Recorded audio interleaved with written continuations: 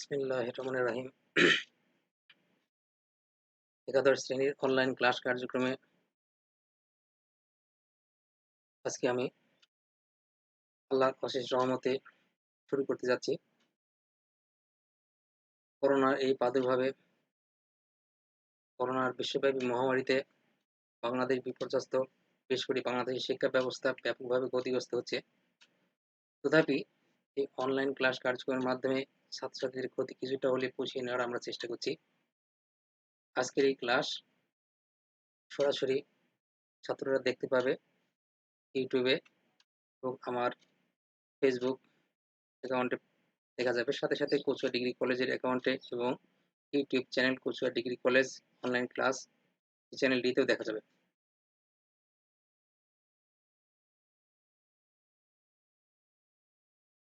একাদশ শ্রেণীর সমাজকর্ম বিষয়ের অনলাইন ক্লাস। এই অনলাইন ক্লাসে যে সমস্ত ছাত্রছাত্রীরা অংশগ্রহণ করছে সবাইকে আন্তরিক অভিনন্দন এবং মোবারকবাদ জানিয়ে এই ক্লাস কার্যক্রমটা শুরু করছি। আমি মোহাম্মদ রবিউল করিম, প্রভাষক, সমাজকর্ম বিভাগ, কচুয়া ডিগ্রি কলেজ, কচুয়া বাগেরহাট। পাঠ পরিচিতি। আজকে আমরা একাদশ ও দ্বাদশ শ্রেণীর বিষয় সমাজকর্ম প্রথম অধ্যায়, পাঠের বিষয় সমাজকর্ম শিক্ষা ও এর প্রয়োজনীয়তা, এই বিষয়টার উপরে আলোকপাত করতে যাব। তাহলে আজকের আলোচ্য বিষয়টা কি? আজকের আলোচ্য বিষয়টা হলো সমাজকর্ম। অধ্যায় কি? অধ্যায় হচ্ছে প্রথম। আর প্রথম অধ্যায়ে আমরা আলোচনা করব সমাজকর্ম শিক্ষার প্রয়োজনীয়তার উপরে। শিখন ফল। প্রত্যাশা করা যায় যে আজকের আলোচনা শেষে শিক্ষার্থীরা সমাজকর্ম শিক্ষা কি তা বুঝতে পারবে এবং সমাজকর্ম শিক্ষার প্রয়োজনীয়তা কি তা ব্যাখ্যা করতে পারবে। তাহলে আজকের পাঠের বিষয়বস্তুটা কি ছিল? আজকের পাঠের বিষয়বস্তুটা হচ্ছে সমাজকর্ম শিক্ষা ও এর প্রয়োজনীয়তা। এখন এই সমাজকর্ম শিক্ষা ও এর প্রয়োজনীয়তা আলোচনা করার পূর্বে আমরা শিক্ষাটা কি এই বিষয়টা নিয়ে মূলত একটু আলোচনা করব। কারণ শিক্ষার উপরে ভিত্তি করে সবকিছু পরিবর্তিত হয়। তো ওই শিক্ষাটা কি সেটা প্রথমত আমাদের জানা দরকার। এরপর সমাজকর্ম শিক্ষা কি সেই বিষয়টি নিয়ে আমরা পর্যায়ক্রমে আলোচনা করব। তাহলে শিক্ষাটা কি? ইংরেজি এডুকেশন শব্দটি ল্যাটিন শব্দ এডুকিয়ার থেকে উদ্ভূত। এর অর্থ হচ্ছে প্রতিপালন করা, টু ব্রিং আপ। সুতরাং শিক্ষা হচ্ছে এমন সব অভ্যাস, জ্ঞান ও গুণ অর্জন যা বাস্তবে প্রয়োগ করা যায়। শিক্ষার মাধ্যমেই মানুষ তার প্রতিভা ও জ্ঞানের প্রসার ঘটিয়ে থাকে এবং অর্জিত জ্ঞান কাজে লাগে। তাহলে শিক্ষা বলতে কতিপয় গুণ, জ্ঞান বা অভ্যাসের সমষ্টিকে বোঝায়, যা শিক্ষা গ্রহণকারীর আচরণে অপেক্ষাকৃত স্থায়ী পরিবর্তন ঘটায় এবং বাস্তবে প্রয়োগযোগ্য। শিক্ষার মাধ্যমে মানুষ সুপ্ত প্রতিভার বিকাশ ঘটিয়ে থাকে। শিক্ষা সম্পর্কে আমরা কি বুঝলাম? শিক্ষাটা হচ্ছে মূলত একটা হচ্ছে আচরণিক পরিবর্তন, যে জ্ঞান অর্জনের মাধ্যম দিয়ে বা মধ্য দিয়ে একজন মানুষের বা বা যে শিক্ষা গ্রহণ করবে তার আচরণিক পরিবর্তন ঘটে। যে পরিবর্তনটা ঘটলো ওইটাই শিক্ষা।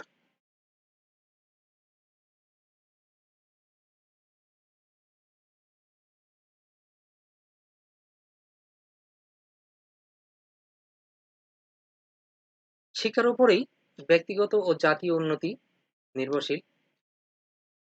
মুন্সি হোয়াইটেড বলেন, শিক্ষা হচ্ছে জ্ঞানকে কিভাবে কাজে লাগাতে হয় সেই কৌশল অর্জন করা। Education is the acquisition of the art of the utilization of knowledge। তাহলে এই মনীষী হোয়াইটেড বলেন যে শিক্ষা হচ্ছে কি? শিক্ষা হচ্ছে জ্ঞানকে কিভাবে কাজে লাগাতে হয় সেই কৌশল অর্জন করা। অর্থাৎ শিক্ষা নিঃসন্দেহে একটা জ্ঞান, সেই জ্ঞানটা মানুষ অর্জন করে এবং অর্জন করে কিভাবে সেটা কাজে লাগাবে সেই কৌশলটাই মূলত হচ্ছে শিক্ষা। এখন আমরা দেখব সমাজকর্ম শিক্ষা কি? সমাজকর্ম শিক্ষা বলতে সাধারণত সমাজকর্মের অপর আনুষ্ঠানিক শিক্ষা বা প্রশিক্ষণকে বোঝায়। এই শিক্ষার মাধ্যমে সমাজকর্মী তৈরি হয়, যারা পেশাগত ভূমিকা পালনে প্রস্তুত হয়ে থাকে। সমাজকর্ম শিক্ষা প্রসঙ্গে সমাজকর্ম অভিধানে বলা হয়েছে, সমাজকর্ম শিক্ষা হচ্ছে আনুষ্ঠানিক প্রশিক্ষণ ও পরবর্তী অভিজ্ঞতা যা সমাজকর্মীদের পেশাগত ভূমিকা পালনে প্রস্তুত করে তোলে। তাহলে সমাজকর্ম শিক্ষাটা বলতে আমরা কি বোঝালাম? যে সমাজকর্ম শিক্ষাটা হচ্ছে কর্মের উপরে একটা আনুষ্ঠানিক শিক্ষা বা প্রশিক্ষণকে বোঝায়। এই শিক্ষার মাধ্যমে কি হয়? সমাজকর্মী তৈরি হয়, যারা পেশাগত ভূমিকা পালনে প্রস্তুত হয়। তাহলে সমাজকর্ম শিক্ষা প্রসঙ্গের অভিধানে সমাজকর্ম অভিধানে কি বলা হয়েছে? সমাজকর্ম শিক্ষা প্রসঙ্গে সমাজকর্ম অভিধানে বলা হয়েছে, সমাজকর্ম শিক্ষা হচ্ছে আনুষ্ঠানিক প্রশিক্ষণ এবং প্রশিক্ষণ পরবর্তী অভিজ্ঞতা যা সমাজকর্মীদের পেশাগত ভূমিকা পালনে প্রস্তুত করে তোলে। অর্থাৎ একজন সমাজকর্মী যখন তাত্ত্বিক জ্ঞান লাভ করে, তাত্ত্বিক জ্ঞান লাভ করার পরে এর উপরে আবার ব্যবহারিক জ্ঞান লাভ করে, যেটা প্রশিক্ষণ বলে। এই প্রশিক্ষণের মাধ্যম দিয়ে কি করে তার দক্ষতাটাতে বৃদ্ধি পায় এবং কিভাবে ওই তাত্ত্বিক জ্ঞানটাকে বাস্তব ক্ষেত্রে প্রয়োগ করবে বা কাজে লাগাবে, সেই কৌশলটা শিখে নিজেকে সমাজকর্মী হিসেবে কাজ করার জন্য প্রস্তুত করে তোলে। এই সমাজকর্ম শিক্ষার দুইটা অংশ আছে। একটা হচ্ছে শ্রেণীকক্ষে পাঠদান বা পাঠ গ্রহণ, যাকে আমরা তাত্ত্বিক জ্ঞান অর্জনের কথা বলে থাকি। আর দ্বিতীয় হচ্ছে তত্ত্বাবধায়কের অধীনে মাঠ পর্যায়ে অনুশীলন, অর্থাৎ আমরা ফিল্ড ওয়ার্ক বা মাঠ কর্ম বলে থাকি, অথবা আমরা এবার ব্যবহারিক জ্ঞানটাও বলতে পারি। এই আনুষ্ঠানিক প্রশিক্ষণ প্রাথমিকভাবে গ্র্যাজুয়েশন পর্যায়ে স্বীকৃত কলেজ বা বিশ্ববিদ্যালয়ে হয়ে থাকে। আনুষ্ঠানিক প্রশিক্ষণ প্রাথমিকভাবে কোথায় হয়ে থাকে? এই গ্র্যাজুয়েশন পর্যায়ে যে সমস্ত স্বীকৃত বিশ্ববিদ্যালয় বা কলেজ আছে, সেখানে আমরা এই আনুষ্ঠানিক প্রশিক্ষণ বা প্রাথমিকভাবে গ্র্যাজুয়েশন পর্যায়ে নিয়ে থাকি। এখানে মূলত তাত্ত্বিক জ্ঞানটা দেওয়া হয়ে থাকে। এছাড়া সমাজকর্মের উপরে স্বীকৃত পেশাগত প্রতিষ্ঠান, স্কুল, মাস্টার্স, ডক্টরেট, পিএইচডি ও অন্যান্য ডক্টরাল কর্মসূচি হয়ে থাকে। সমাজকর্ম শিক্ষার আরও অন্তর্ভুক্ত বিষয় হচ্ছে বিস্তৃত শ্রেণীকক্ষ ও সরাসরি তত্ত্বাবধায়কের অধীনে সাহায্যার্থীর সাথে কার্য সম্পাদন করা হয়, বা যেটা মাঠ পর্যায়ে করা হয়ে থাকে। তাহলে সমাজকর্ম শিক্ষাটা মূলত কি?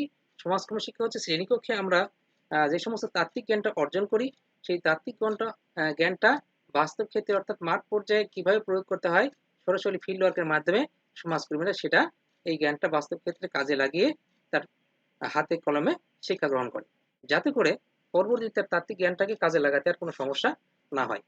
এখানে আমরা একটা জিনিস এক্সাম্পল হিসেবে বলতে পারি, যেমন একজন ডাক্তার যখন এমবিবিএস পাস করে, পাস করার পরে তাকে আবার ১ বছর ইন্টার্নশিপ করতে হয়।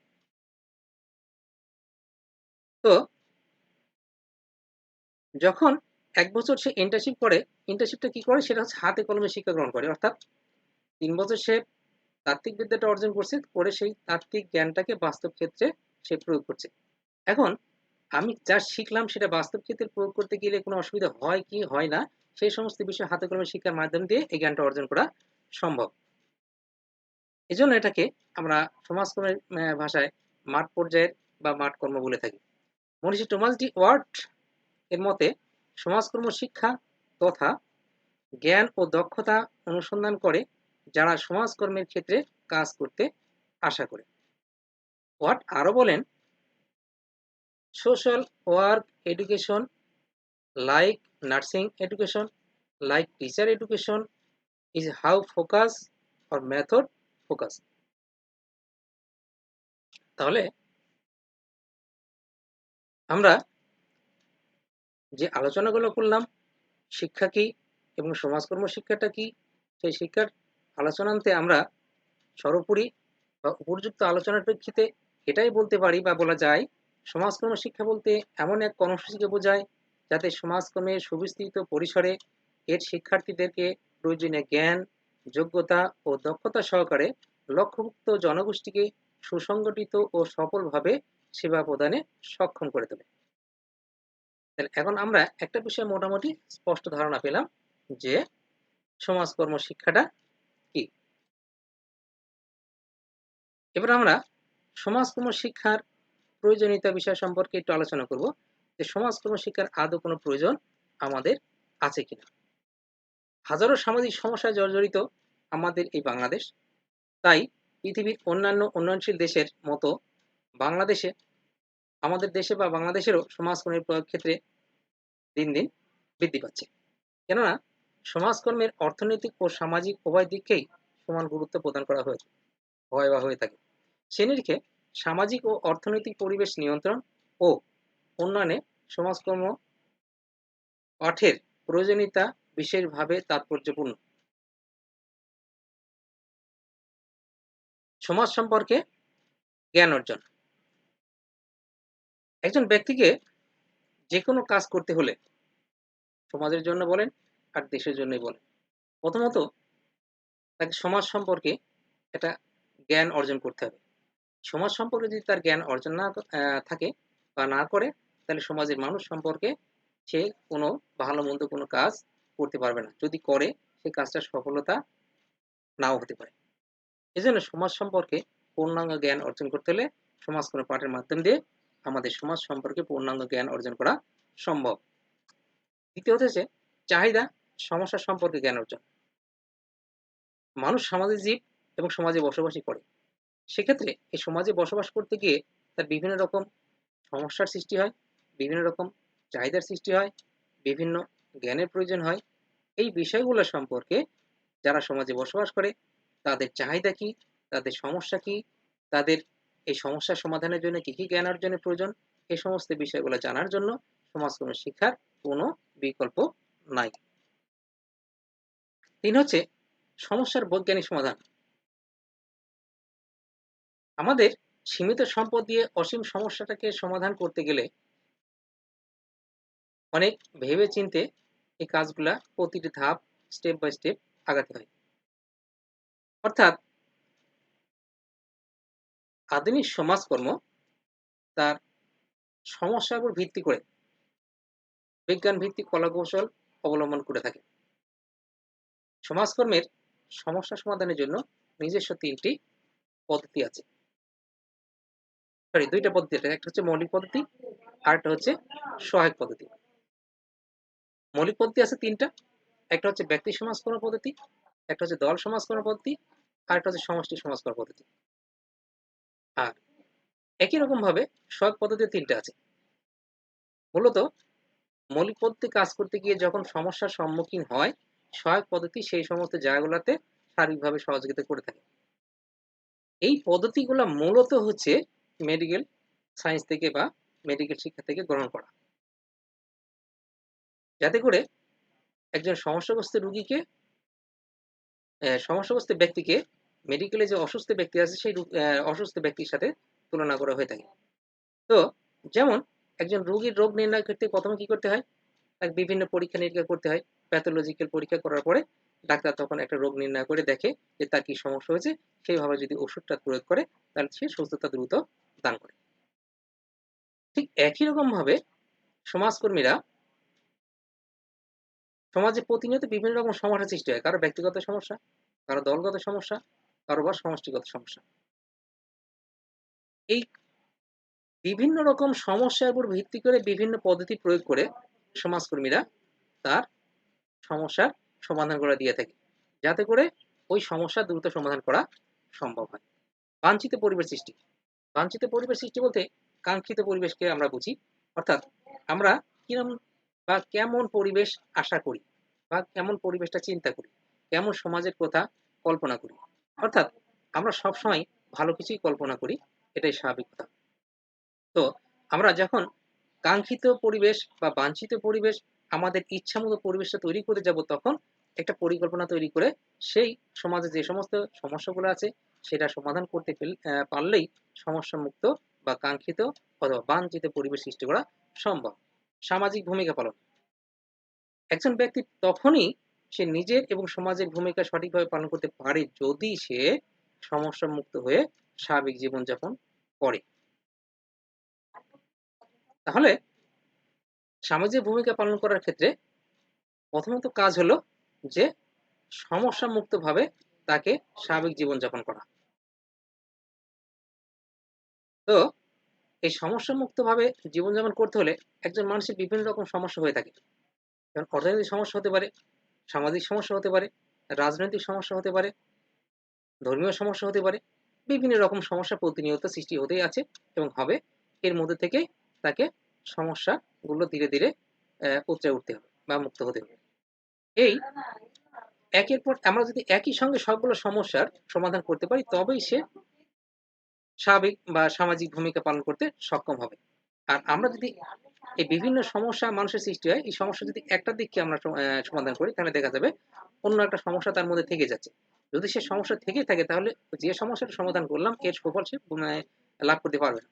কারণ তার ভিতর সমস্যা থাকবে, ফলে সে স্বাভাবিক ভূমিকা পালন করতে পারবে না। এজন্য সামাজিক ভূমিকা পালন করার ক্ষেত্রে তারা প্রথমত সমস্যামুক্ত হবে এবং সমাজের কাছে তার দায়বদ্ধতা কি আছে, সমাজের প্রতি দায়িত্ব এবং কর্তব্য সম্পর্কে তার ভূমিকাগুলো সঠিকভাবে জানতে হবে এবং সেটা যদি জানতে পারে, তাহলে সেই ভূমিকাগুলো সঠিকভাবে পালন করতে সক্ষম হবে। এই হচ্ছে মানব সম্পদের উন্নয়ন। পৃথিবীর প্রত্যেকটা মানুষই সম্পদ। তবে এই সম্পদটা সৃষ্টি হবে কিভাবে, সেটাই হলো বড় বিষয়। পৃথিবীতে কোনো মানুষই সমস্যা নিয়ে জন্মগ্রহণ করে না। পৃথিবীতে আসার পরে সমস্যার সৃষ্টি হয়। যেমন আমরা একটা শিশু যখন ভূমিষ্ঠ হয়, তখন আমরা বলি যে এসে খাওয়ার জন্য কান্নাকাটি করছে। মাকে দেওয়ার কথা বলি, ইত্যাদি, ইত্যাদি। একটা জিনিস মাথায় রাখতে হবে যে একটা শিশু যখন ভূমিষ্ঠ হয়, সে শুধু ক্ষুধার্ত উদর নিয়ে পৃথিবীতে আসে না, পাশাপাশি দুটো হাতও নিয়ে আসে। এই দুটো হাতটাকে যদি সম্পদে পরিণত করা যায়, তার জ্ঞান মেধা দিয়ে যদি সম্পদে পরিণত করা যায়, তাহলে ওই মানুষটা বা ওই শিশুটা বড় হয়ে একদিন সম্পদে পরিণত হবে। যখন সে সম্পদে পরিণত হবে, তখন সে সমাজের বোঝা হবে না, বরং সে সমাজের একটা গুরুত্বপূর্ণ অবস্থানে থাকবে।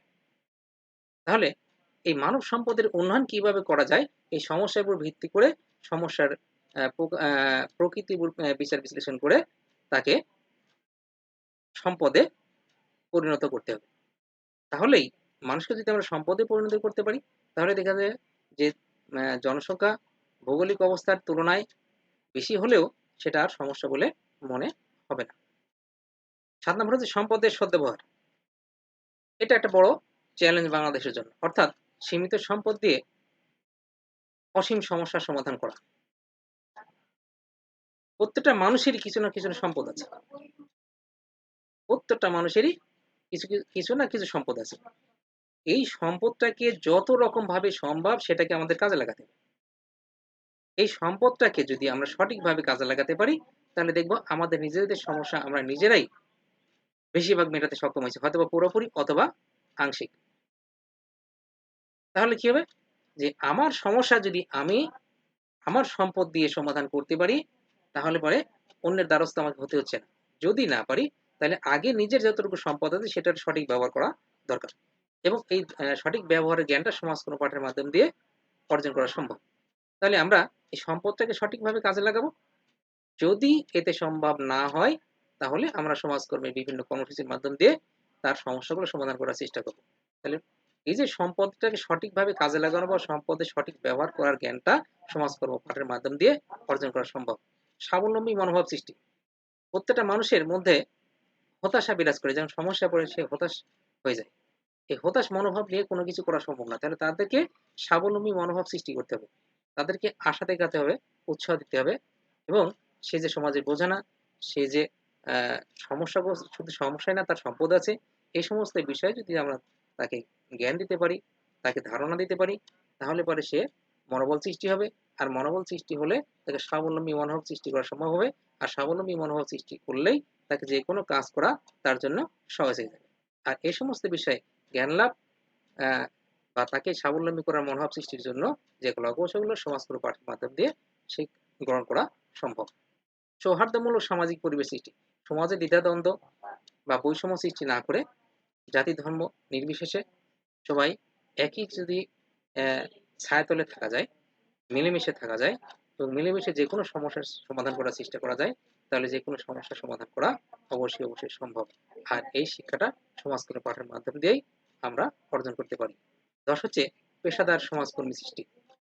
সর্বোপরি হচ্ছে এই পেশাদার সমাজকর্ম সৃষ্টির ক্ষেত্রে সমাজকর্মের জ্ঞান ছাড়া কোনো বিকল্প নাই। আমরা সমাজে দেখি বিভিন্ন সমাজকর্মী নাম দেখি, আসলে তারা সমাজকর্ম সম্পর্কে কতটুকু জানে আমি জানি না। তবে সমাজকর্ম পেশাদারি সমাজকর্ম সৃষ্টি করতে হলে অবশ্যই সমাজকর্মের জ্ঞান, দক্ষতা, যোগ্যতা অবশ্যই অর্জন করা দরকার আছে বলে আমার মনে হয়। সুতরাং উপর্যুক্ত আলোচনার প্রেক্ষিতে বলা যায় যে সমাজ ও মানুষের কল্যাণে ও উন্নয়নের প্রতিবন্ধকতা দূর করে সমস্যামুক্ত স্বনির্ভর দেশ গঠনে সমাজকর্ম শিক্ষার কোনো বিকল্প নাই। আধুনিক সমাজ জীবনের প্রতিটি ক্ষেত্রেই সমাজকর্মের অবদান অনস্বীকার্য। তাই সার্বিক বিশ্লেষণে বলা যায় মানব সভ্যতার উন্নয়নে সমাজকর্মের গুরুত্ব ও প্রয়োজনীয়তা অত্যন্ত তাৎপর্যপূর্ণ ও প্রশংসনীয়। সর্বোপরি আমরা বলতে পারি যে সমাজকর্মের জ্ঞান শুধু সংশ্লিষ্ট শিক্ষার্থী নয়, সমাজের প্রতিটি সচেতন সাধারণ মানুষের এবং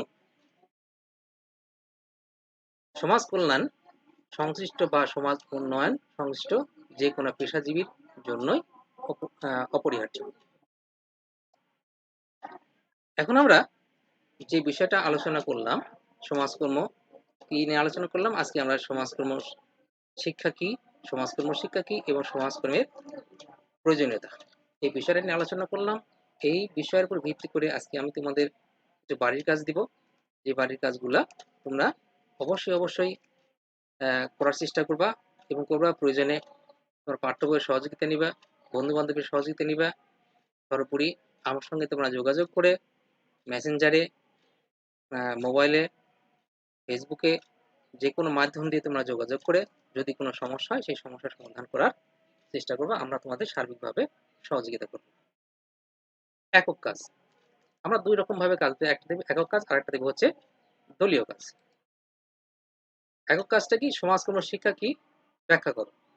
এটা প্রত্যেকেই নিজে নিজে এই সমাজকর্ম শিক্ষাটা কি এই বিষয়ে ভালো জ্ঞান লাভ করতে হবে, পড়াশোনা করতে হবে। এবং আমরা যে ক্লাসটা দিলাম এই ক্লাস দেখলে মোটামুটি তোমাদের একটা ধারণা হবে। পাশাপাশি পাঠ্য বইয়ের সহযোগিতা নিলে তোমরা নিঃসন্দেহে একটা ভালো টিউটোরিয়াল করতে পারবে এবং সর্বোপরি তোমরা একটা ভালো টিউটোরিয়াল নোট তৈরি করে যদি যখন সরকার স্কুল কলেজ খোলার ঘোষণা দিবে তখন আমরা সেগুলো দেখব এবং তোমাদের মূল্যায়ন করার চেষ্টা করব। দলীয় কাজ, তোমাদের যে দল গঠন করে দেওয়া আছে সেই দল অনুযায়ী সমাজকর্ম শিক্ষার প্রয়োজনীয়তা কি বা সমাজকর্ম শিক্ষার প্রয়োজনীয়তা বর্ণনা করো, এই বিষয়টার উপরে লিখে নিয়ে আসবা, লিখে জমা দিবা, আমরা সেটাও দেখব। এখানে তোমরা এই দলীয় কাজটা মূলত তোমরা যে সমস্ত দল গঠন করা আছে তাদের সঙ্গে পারস্পরিক আলোচনা করবা, তোমাদের বন্ধুদের সাথে আলোচনা করবা, সর্বোপরি পাঠ্যপুস্তকের সহযোগিতা নিবে। আর এরপরেও যে কোনো সমস্যা সমাধানের জন্য আমাদের সাথে যোগাযোগ করলে আমরা সেটা সমাধান করার চেষ্টা করব। এই অনলাইন ক্লাসে যে সমস্ত ছাত্রছাত্রী অংশগ্রহণ করেছে সবাইকে আন্তরিক ধন্যবাদ জানিয়ে আজকের মতো অনলাইন ক্লাস এখানে শেষ করতে যাচ্ছি। সবাই ভালো থাকো, সুস্থ থাকো, নিরাপদে থাকো।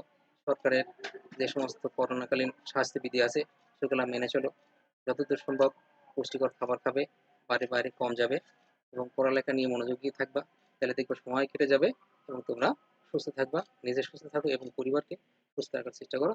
সবাইকে আন্তরিক অভিনন্দন এবং ধন্যবাদ জানিয়ে শেষ করছি। আল্লাহ হাফেজ।